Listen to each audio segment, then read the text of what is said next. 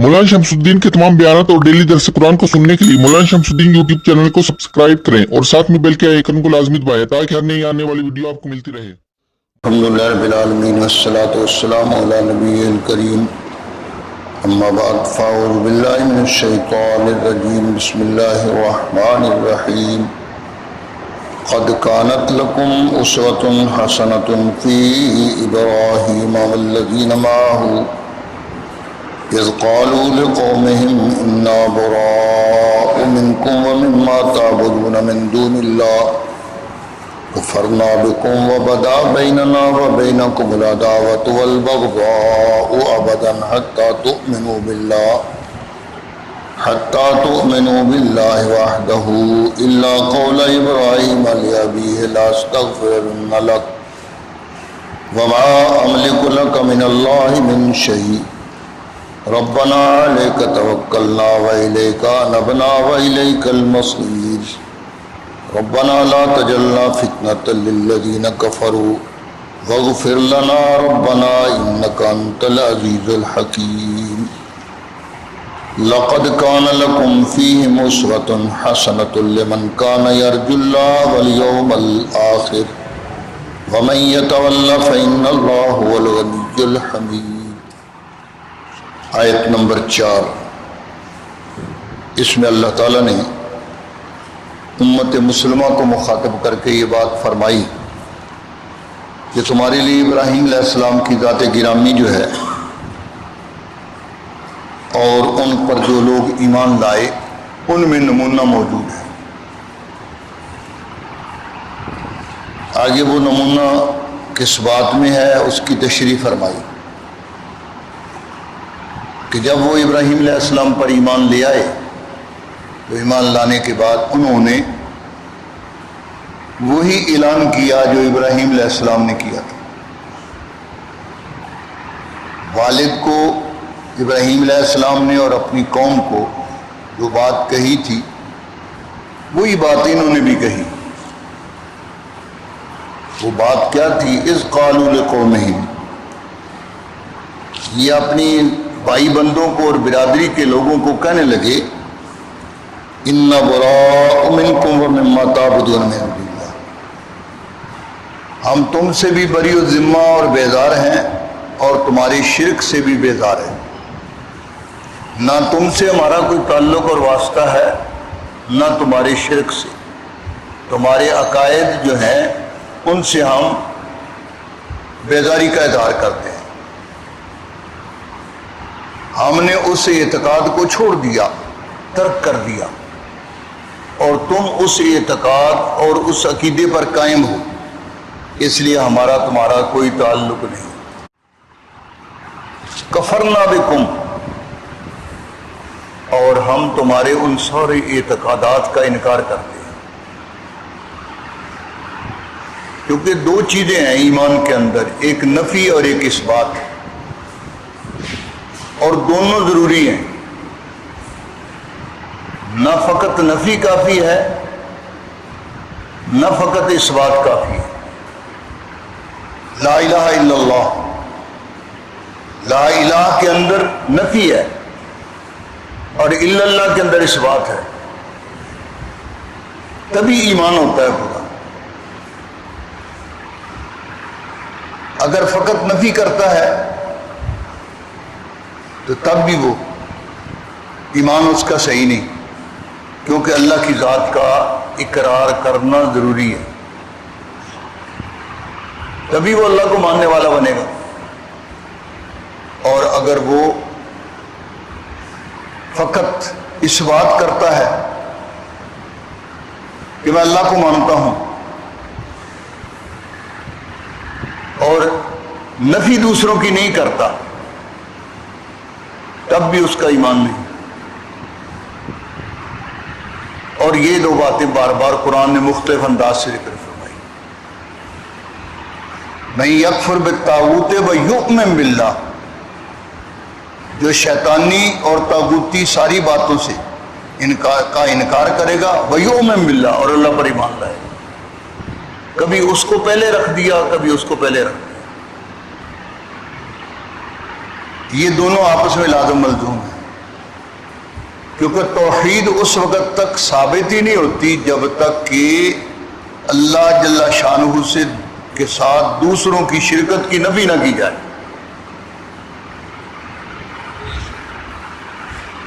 جب نفی کی جائے گی تو تب ثابت ہوگا کہ یہ توحید کا قائل ہے. آگے بات فرمائی کہ ان ایمان والوں نے صرف ان سے بیزاری کا اظہار ہی نہیں کیا بلکہ بارگاہ الہی کے اندر یہ دعائیں بھی کی. ان کی دعاؤں کا ذکر کیا. وہ دعائیں اللہ کو اتنی پسند تھیں کہ خالق کائنات نے ان دعاؤں کا ذکر کیا کہ میرے یہ بندے جنہوں نے مجھ پر اور میرے پیغمبر پر ایمان لا کر اور کفر سے بیداری اختیار کی ہے، بے تعلقی اختیار کی ہے، فرمایا انہوں نے مجھ سے یہ بھی مطالبہ کیا ہے، مجھ سے یہ بھی گزارش کی ہے. ان کی دعائیں تمہیں ذکر کر دیتا ہوں تاکہ تم بھی وہ دعائیں مانگا کرو. اللہ نے وہ دعائیں ذکر کر دی. ربنا علیک توکلنا، اے اللہ ایمان لائے، کفر سے بیداری اختیار کی، برادری سے الگ ہو گئے، اپنے مال سے اور اپنے عزیز و اقارب سے الگ ہونا پڑا. اس ایمان لانے میں طرح طرح کی پریشانیوں کا سامنا کرنا پڑا ہے. ان سب میں علیک توکلنا، بارہا الہ تجھ پر ہی بھروسہ ہے. اور اللہ جل شانہ پر جو بھروسہ کرتا ہے، میں یتوکل علی اللہ فہو حسبہ، جو اللہ پر بھروسہ کرتا ہے اللہ اس کے لیے کافی ہو جاتے ہیں. تو انہوں نے بارگاہ الہی میں کیا، علیک توکلنا، بارہا الہ آپ پر ہم نے بھروسہ کیا. توکل کیا ہے؟ جو اسباب ظاہری اپنے پاس ہو سکتے ہوں ان اسباب کو استعمال کر دے، نتیجہ اللہ پر چھوڑ دے. توکل یہ نہیں کہ ان اسباب کو چھوڑ دے. اسباب کو چھوڑ دینا یہ اللہ کے حکم پر پورا عمل نہیں ہے. ترک اسباب، اللہ کے پیغمبر جتنے بھی آئے انہوں نے اسباب کو بھی استعمال کیا اور ان اسباب کو اختیار کیا اور نتیجہ اللہ پر چھوڑ دیا. اللہ کے رسول میدان بدر کے اندر اللہ کی بارگاہ میں دعا فرما رہے ہیں، سجدے میں ہے ساری رات. اس لیے کہ بندے کا یہ کام ہے اور نتیجہ اللہ پر کہ اللہ یہ پونجی لے کر آیا ہوں، یہ 313 ہے، اب نتیجہ آپ کے اختیار میں ہے. اور بارگاہ الہی میں عرض کی، اللہم، اے اللہ میں آپ کو آپ کا وعدہ یاد دلاتا ہوں کہ آپ نے یہ وعدہ کیا تھا کہ 2 گروہوں میں سے جو سامنے آئے گا اس پر تمہیں غلبہ دیا جائے گا. یا اللہ وہ قافلہ نکل گیا. اب یہ مغرور کافر، یہ سرکش، یہ مسلح گروہ یہ سامنے ہے. اب اپنے وعدے کے مطابق یا اللہ ان پر غلبہ عنایت فرما. ہمارے پاس ہتھیار نہیں ہیں. آپ کو پتہ ہے کل 2 گھوڑے تھے، چند تلواریں تھیں. یہ نہیں کہ مدینہ منورہ کے اندر تلواریں پاس نہیں تھی، زریں پاس نہیں تھی، سب کچھ تھا. لیکن اللہ کے ہاں یہی تھا کہ ان نہتھے صحابہ کرام سے مشرکین کے مسلح لشکر کو ان کی پٹائی کرنی ہے. اللہ کے ہاں یہ طے تھا اور وہی ہوتا ہے جو منظور خدا ہوتا ہے. اللہ تعالیٰ کا جو فیصلہ ہے، واللہ غالب علی امرہ ولکن اکثر الناس لا یعلمون. فرمایا اللہ تعالیٰ کا فیصلہ تو ہر چیز پر غالب ہے اور بہت سارے لوگ اس بات کو مانتے ہی نہیں، جانتے. تو انہوں نے یہی عرض کی ہے، اے اللہ آپ پر توکل کیا، اب جو آپ کے وعدے ہیں وہ آپ پورے فرما دیں. وَأَنَبْنَا إِلَيْكَ، ہم آپ کی بارگاہ میں رجوع کر رہے ہیں، آپ سے مانگ رہے ہیں. وَإِلَيْكَ الْمَصِيرُ، اور یا اللہ انجام کار ہم نے آپ کی بارگاہ کی طرف اسی میں لوٹ کر آنا ہے، آپ ہی کے سامنے حاضری ہے۔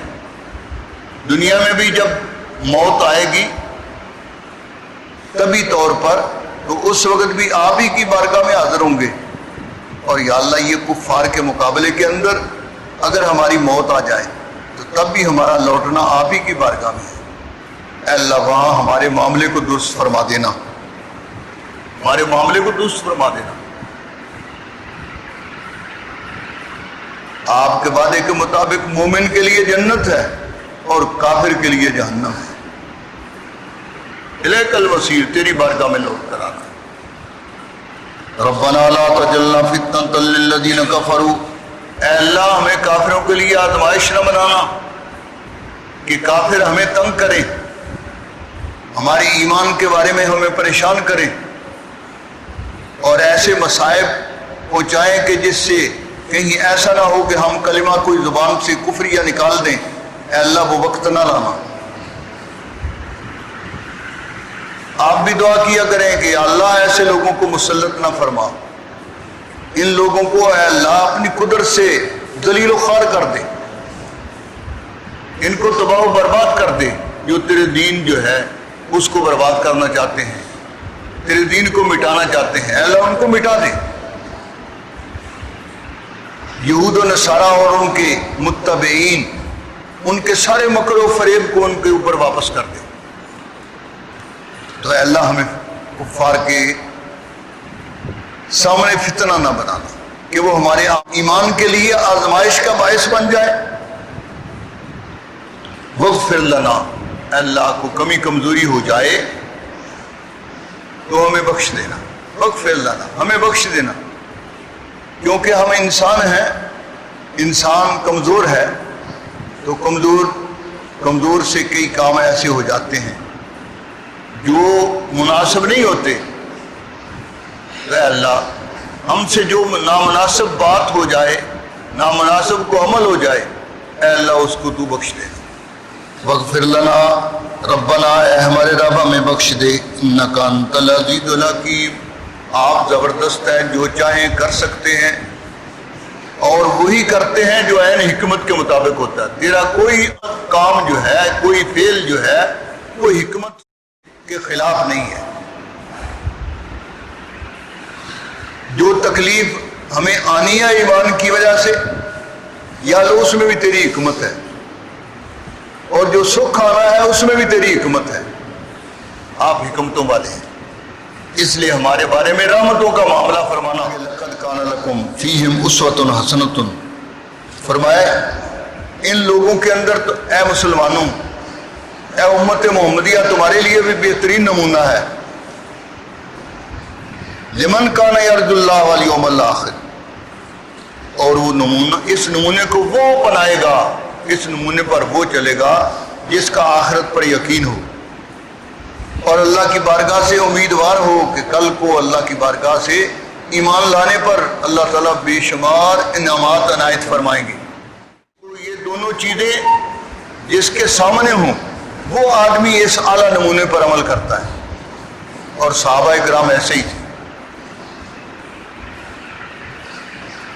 اس لیے پوری امت کے لیے وہ نمونہ ہے کہ انہوں نے ان اعلیٰ نمونوں پر عمل کیا اور ایمان پر ثابت قدم رہے، اور بے شمار مصائب ان کے سامنے آئے، ان سب مصائب کو خندہ پیشانی سے برداشت کیا، کوئی پرواہ نہیں کی، برادری کی، مال کی، خاندان کی کوئی پرواہ نہیں، اور اس راستے پر وہ چلتے رہے، ان تکلیفوں میں صبر کیا، اور خالق کائنات نے ان کو دنیا کے اندر بھی نوازا۔ ان کے ساتھ اللہ نے وعدہ فرمایا کہ جن لوگوں نے اپنے وطن کو چھوڑا ہے، لَيَسْتَخْلِفَنَّهُمْ فِي الْأَرْضِ، اللہ ان کو زمین میں خلافت عنایت فرمائے گا۔ اللہ نے وہ خلافت عنایت فرما دی۔ وَلَيُمَكِّنَنَّ لَهُمْ دِينَهُمُ الَّذِي ارْتَضَىٰ لَهُمْ، اور اس دین کو اللہ مضبوط کر دے گا جو دین اللہ کو پسند ہے، وہ دین اسلام ہے۔ فرمایا اس کو مضبوط اللہ پاک کر دیں گے۔ اور آج جو مسلمان طرح طرح کی پریشانیوں کا شکار ہیں، یہ پریشانیاں اس دین سے دور ہٹنے کی وجہ سے ہیں۔ اللہ تعالیٰ ہمیں دین پر کاربند فرمائے اور ہر قسم کی جو پریشانیاں اور تکالیف ہیں ان سے اللہ تعالیٰ محفوظ فرمائے۔ فرمایا من یتولی فإن اللہ هو الغنی الحمید، اور جو شخص جو ہے وہ اس بات سے منہ موڑے گا اللہ کے دین سے، اس کے رسول کے راستے اور طریقہ کار سے منہ موڑے گا، تو فرمایا اللہ جل شانہ کے دین کو کوئی فرق نہیں پڑتا۔ یہ آخر میں تسلی دی، فرمایا جو شخص اللہ کے دین سے منہ موڑے گا تو خالق کائنات جو ہیں اور بہت سارے لوگ پیدا کر دیں گے جو اس دین پر کاربند ہونے والے ہوں گے۔ میں یہ تولا، جو آدمی بے رخی اختیار کرے گا دین حق سے، اس صحیح راستے سے، فرمایا فإن اللہ غنی حمید، فإن اللہ هو الغنی الحمید، اللہ تعالیٰ وہی ہیں غنی، بے پرواہ ہیں، اس کو ضرورت نہیں ہے مخلوق کی، مخلوق کو اس کی ضرورت ہے۔ وہ تو غنی ہے، بے پرواہ ہے، ساری کائنات اس کے قبضہ ہے، قدرت کے اندر ہے، جس کو وہ حکم دے گا وہ وہی خدمت انجام دے گی۔ جب وہ پانی کو حکم دیتا ہے تو پانی پہاڑوں کے اوپر بھی چڑھ جاتا ہے۔ قوم نوح کہاں تصور کر سکتی تھی کہ پہاڑوں کے اوپر پانی چڑھ جائے گا؟ وہ تو کہتے تھے کہ یہ پہاڑ جو ہے اس پر ہم چڑھ جائیں گے، اتنے پہاڑ کے اوپر ہی پانی آ جائے، اس یہ پہاڑ ہمیں بچا لے گا۔ تو نوح علیہ السلام نے اس وقت بات فرمائی تھی، لا عاصم اليوم من امر اللہ الا من رحم، کہ آج تو وہی بچے گا جس پر اللہ کی رحمت ہے، وہی بچے گا۔ الحمید، اللہ بڑی تعریفوں والے ہیں، اس لیے اللہ کو اپنی حمد پسند ہے، اس لیے پہلی جو صورت ہے اس میں یہی بات، یہی سب سے پہلے فرمایا اللہ کی صفات، الحمدللہ رب العالمین، یہ اللہ کی حمد ہے۔ تو حمد کا حکم اسی لیے ہوتا ہے، اللہ کو حمد بڑی پسند ہے۔ جب بندہ حمد و ثنا کرتا ہے تو اللہ تعالیٰ اس پر راضی اور خوش ہو کر اس کو انعامات سے نوازتے ہیں۔ اللہ تعالیٰ ہمیں اپنے انعامات سے محروم نہ فرمائے اور اپنی رحمتیں جو ہے ہماری طرف متوجہ رکھے، ہماری کمی کمزوری جو ہے اس کو معاف کر دے۔ سبحانک لا علم لنا الا ما علمتنا انک انت